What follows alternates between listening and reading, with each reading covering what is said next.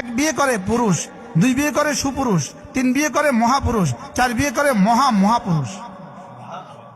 সুবহানাল্লাহ বলেন। আল্লাহ রাসূল বলেন খাইরুকুম, তোমাদের মধ্যে শ্রেষ্ঠকে আকসারুকুম নিসাআ, যার বিবি বেশি।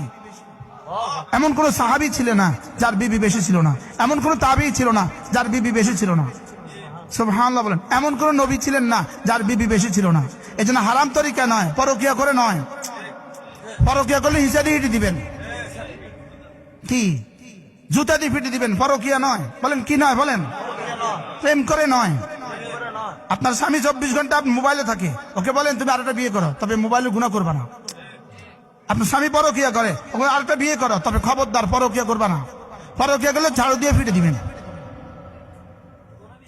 কোন বিচার নাকি ঝাড়ু? বলেন পরকিয়া করলে কি ঝাড়ু দিয়ে পিটে দিবেন? মনে থাকবে কথা, যে পরকিয়া চলবে না, হারাম চলবে না। হারাম মানে গজব আর গজব, আর হালাল তরিকা বিয়ে মানে বরকত আর বরকত।